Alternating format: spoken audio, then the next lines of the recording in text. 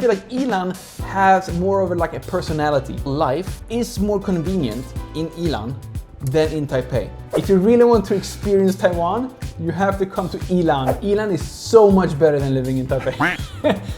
外国人需不需要离开台北生活，才能看见真正的台湾吗？我在台湾最好的2个朋友都离开台北了，现在在台北剩下我自己一个人哦。Lucas， 我认识10几年的好朋友，也是我以前的室友。大家好，欢迎来我们的家。最近和老婆搬去宜兰了，那我今天要去宜兰找她，看看她离开台北之后的新生活。走吧。于是我从板桥出发，坐火车去宜兰，看窗户，风景真的很美。车程1个半小时，其实不远。宜兰，我到了。哇 ，Lucas is coming to pick me up. Hello. 我的麦克风有故障，没有录。基本上，我们说今天要带我去探索卢卡斯的新家的环境、新生活的样子。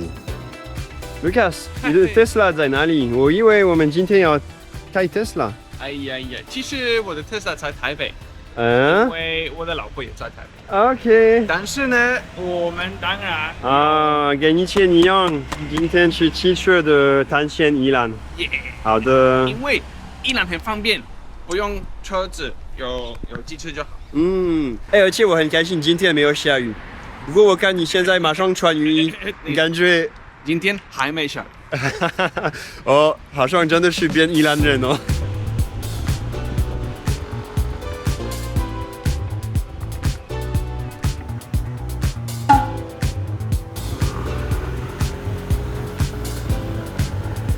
其实我觉得这边的当兵，有点不一样，没有肉酱当兵。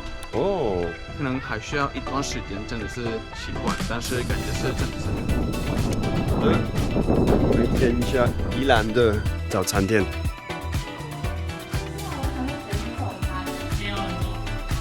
看起来很脆哦。真的好特别哦。肉酱还有cheese在当地里面比较少见哦。This is your house, Lucas? This is my office. Your warehouse. My warehouse. Lucas 的办公室，然后刚好是他收到一个超级厉害的家具哦。这个是什么？3D 列印机的家具。你总共现在已经6个，对不对？对。哇哦，空间非常多，而且我们现在就看到1楼。但是还有第2楼、第3楼。哦。Yeah, Lucas, today I want to discuss a little bit with you about your thoughts of leaving Taipei. As I can see, it's not fully ready for living in this space. Yes. So right now your plan is you live in Yilan. This is more like the office? Yes. So we're sleeping at the house of Mingtia's family. Yep. So we have like the traditional Taiwanese house with like 1 generation per floor basically, and then the top floor is just like storage. So we have like our own space there, which is like a little bedroom. And then this is my temporary office. Okay. So I'm staying here until we find our actual own home in Yilan. All right. Which we expect would happen in the end of this year. But who knows? So, this is your first time in 14, 15 years that you actually quit Taipei. Yes. You don't live in Taipei anymore. No, it's very different, but we haven't really gotten into the actual life here yet. So we're still in this process of thinking of how our lives could be. But something that my mindset is that I'm living outside of Taipei with a car. So yes. It's 2 completely different things. Yeah, and a lot of people would like you said, what's the difference between like Taipei and Yilan? Like I don't really know, because the differences that I'm focusing on right now is that what's the difference between not having a car and having a car in Taiwan? True. I heard a lot of people say like you can only say you know the real Taiwan when you don't live in Taipei. Yes. Because Taipei maybe is a slightly different, actually maybe not just Taipei, but being the capital city, being like very busy, convenient, you have a lot of things, but then the real Taiwan might be more countryside. Yeah, Anything you feel like is very different living in Yilan compared to Taipei? Oh, so many things. Yilan is so much better than living in Taipei. I don't know. I'm like this kind of person who's like, I can switch super fast. So like for 15 years, I've been like Team Taipei. And it's like, oh my God, Taipei is like where everything happens. Now I'm like, Taipei what? Like, no. If you really want to experience Taiwan, you have to come to Yilan or like some other place. One thing that is just like very eye-opening, the first day that I was like all by myself, Minty actually had to go back to Taipei to work. So it was like the first time when it's just me in Yilan. I walk out and I walk around the area to explore. And it just hit me, like first of all, I walked to like the train station because I figured like you should start from there to get like create my own like mental map of Yilan. To get like a good idea of how does Yilan look like. So I started at the train station and the first thing I saw was like they had this like giraffe head. And I was like, wow, Taipei doesn't have this, and I feel like Yilan, just because of that, I feel like Yilan has more of a personality. Okay. And you can agree, you can disagree if you like it more or not, but in Taipei, it's like all the buildings are like, this is how a train station looked like, this is how a post office looked like, this is like how another building looked like. But I feel like Yilan has a little bit more theme. I have a good idea of how Yilan looks like. Just the fact that in order for me to go to like the gym or like to the downtown Yilan, I have to cross like the train tracks. Which again is like, after 15 years of living in Taipei, I haven't seen a single train track. The one with like you have the to gates. The gates go down. You have to wait. You can see the train coming. It's not on like B1 or like B6 in like Taipei main station. So it's like, wow, this is like, you can feel that it's more of a life that I am used to compared to Taipei when it's like you press an elevator, you go down and it's like boom, you have everything is like in layers and kind of hidden in Taipei and you don't really see everything. So you're not part of it in the same way as I feel like you're here on the countryside of Yilan. My first impression was that from like the train station, across the street, you have these like hardware stores. And you have like Toliu and you have Zhennu, which technically I think we have in Taipei as well, but it's like in the outskirts of Taipei and it's not a place that you would just like walk by. Right. And here, it's like in the middle of the city. It's like right across the street from the train station. And I think that really reflects the overall life as well. I feel that people in Yilan, first of all, they have like a little bit more of their own space. Most of them would have like their standalone buildings. And I do also feel, my first impressions so far, is like Yilan people, and by that, all other people outside of Taipei, they know a little bit more about how to do things themselves. How to DIY. Yeah, we don't really, and I say we, like Yilan Ren. Okay. We who live in Yilan, like we are not really dependent that much on like the Uber Eats and like all the phone apps. And this is how I grew up in Sweden. Yeah. So I can like already connect a lot more with the life here in Yilan, living my Swedish life, how I grew up in Taiwan. Even after only like 15 days in Yilan, I feel more like home in Taiwan than 15 years in Taipei. Speaking about like the convenience, like that all foreigners talk about, especially like in Taipei, I would argue that your overall life is more convenient in Yilan than in Taipei. Just as an example, when we were like trying to move this apartment. And we had a car in Taipei for like 2 months. Oh, I know what you're gonna say. And just the fact of trying to find your parking spot, not even like a parking spot, but just a place to park the car in order to like just move out from the apartment. Yeah, ideally you want to park downstairs. Yeah. So you go up and down easily. And not even that, like now we're on the first floor. There is no downstairs. Right. You don't have to share a whole like elevator or a whole like staircase with other people. And you don't have to like, oh, where do you live? I live on like 3rd floor without an elevator. I live on 5th floor without an elevator. I have lived in Taipei, 7th floor without an elevator. And it takes me like longer time to walk down 7 flights of stairs than it takes me to here in Yilan, walk out across the street and go to the nearest 7-Eleven. So once you start to like put all of these things together, I have come to realize that living on the first floor is such a game changer. Such a game changer. And it cuts my commute to 7-Eleven like in half. I think single people who don't have many friends, maybe that's the best way is to be in this crowded area with a lot of nightlife stuff to do, like bars, restaurants, entertainment. So you have stuff to do. But now, after 15 years, you are, I guess, in a different type of situation. You're married, you have a Taiwanese family. You don't go to the bar. Yes. So I think there's like two things as well, like from my perspective, what I think that Yilan is more convenient. I have a scooter.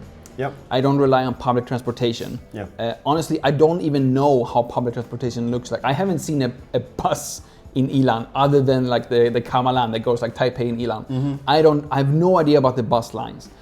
And a true Yilan person. true Yilan person. I know where my scooter is and that's it. And I speak Chinese. Yeah. I feel if you don't have those two things, yes, don't leave Taipei. Stay in Taipei as a foreigner.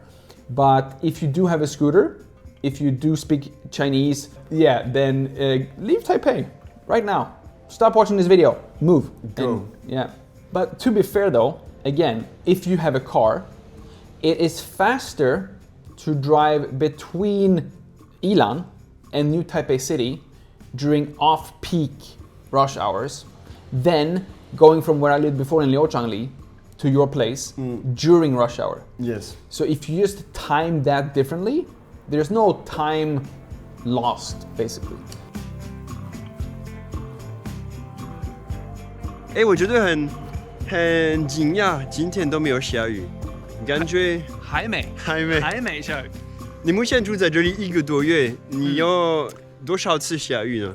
只有一天。只有一天哦。超级幸运，我们搬家的时候有2个礼拜，每一天都从台北考到宜兰1-2次，或是最多是3次哦，一天3次，完全没有下雨，超级幸运。搬家下雨真的是最麻烦的。对，但是2天前有一个下大雨，所以我们说OK， 这个就是宜兰欢迎我们搬到这里。Okay. So you, apart from moving out of Taipei, I think another thing is now you live with your wife's family. Without invading your privacy. Cut. No, but without talking too much about details, but like, do you feel there's a difference between like living just the two of you and now having the Taiwanese family together? Yes. Thank you for your sharing. No. Okay, so I of course, I've lived in Taiwan for 15 years. Me and Minty have been together for like 5 years. I've been here visiting like every like Chinese New Year, every Lunar New Year. We come here and we spend a week here. It's nothing too new, I guess. It's nothing too new, but something that surprised me a lot actually, and the most surprising thing is Minthia's parents are so active. Okay. Compared to like my parents. Okay. And I would say that this is like Taiwanese parents versus like Swedish parents. Hopefully my parents are not gonna watch this video now. But so my parents, like they don't have spontaneous visitors. They barely have any visitors. And if they do, the visitors will come like during the afternoon. We will have a fika, we'll have a cup of coffee for like an hour, and then we will leave. But most of the time, our visitors would be our neighbors, and everyone will be out in the garden, and then they will come by, they will take a little walk around the village, and they will like chat a little bit, like, oh, by the way, I'm gonna have a coffee, do you wanna come in for a coffee? Let's just like rest a little bit, and then they're off. Here, it could be like 11 p.m. And then me and Minthia are like, okay, we're done working, we're gonna go to sleep. And then there's like a cousin's brother's sister's mother-in-law comes and it's like, hey, it was like maisongi for shrimp. I have 2 kilos of shrimp. Do you want some? And for some reason, we just ate, but everyone is like, yeah, sure, we're ready to eat 2 kilos of shrimp when our plan was to like go to sleep. And then all of a sudden, super spontaneously, it turns out from like, let's go early sleep at like 11 to let's stay up, eat and drink until like 2 or 3 a.m. They're both retired, so they don't have like a work to go to the next day. But then it's like, how can you live like this? Every day I go home and I don't know, are they gonna be 2 people, only the parents? Or it's gonna be like 8 people, like the whole family and like 5 cousins. Okay. You have no idea. Maybe we should ask the audience, like, do you think this is a typical Taiwanese family, or maybe your family-in-law is especially social and active? Yeah. I don't know. And also don't plan at all, I think.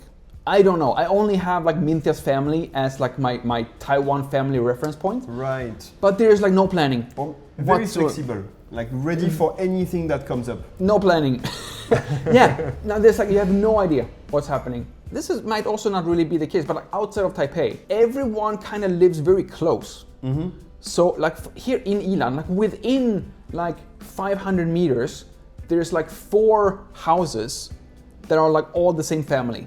It's like the sisters living here, the cousins live there, and on both sides, both like on the mom and dad sides, they're all living in like the same area here in Yilan. Okay. So you just walk by and they just walk by and literally if they just see any kind of like special deals, they just buy and then they ask questions later. There's so many people living around, so we can always get rid of like 2 kilos of shrimp, you know, no questions asked.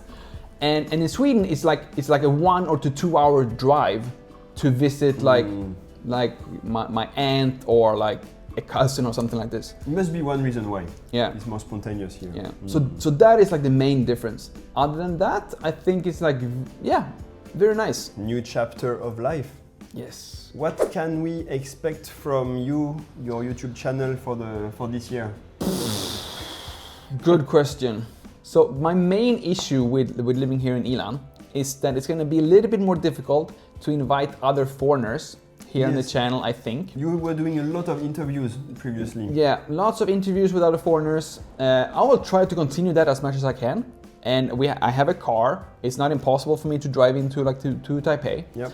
But at the same time, I also kind of feel like this is a good way for me to get to know a little bit more about Taiwan as a foreigner really trying to live in Taiwan. Mm-hmm. I feel up until now, my channel has been a little bit more about foreigners who just came to Taiwan and trying to get more foreigners coming to Taiwan. Mm-hmm. And I feel now after like 8 years of recording YouTube videos, everyone who has no experience about Taiwan and who wants to come for the first time, there is already enough videos for them on my channel. That's right.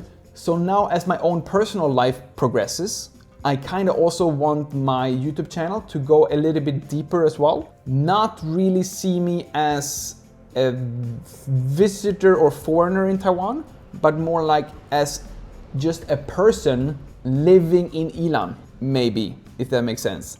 And be a little bit more helpful for foreigners who actually wants to live in Taiwan long term and not just come and visit. I don't know how that's gonna work. I also have the TaiwanShop.tw to think about, that I want to make a little bit more actual products and promote Taiwan that way.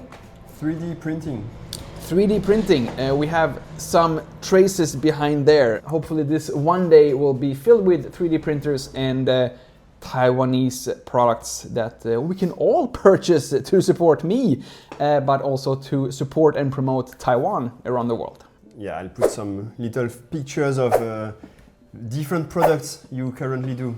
All right, Lucas, thank you for this little chat, sync up, showing me your life in Yilan. Thank you for watching this video, and if you like it, please give a like, subscribe, Fenxiang, Anzan, Xiaolingdong, everything. Go check out Lucas' channel and new adventures in Yilan, and see you next time. See you. Bye bye. Finally, Lucas, 现在终于下雨了。下雨了。所以真的是，今天下雨就是真的在宜兰，现在确认了，确定。真的蛮宜兰的感觉。宜兰的感觉。反正我今天看到你的黄色的防水外套，马上知道哦，这是新生活。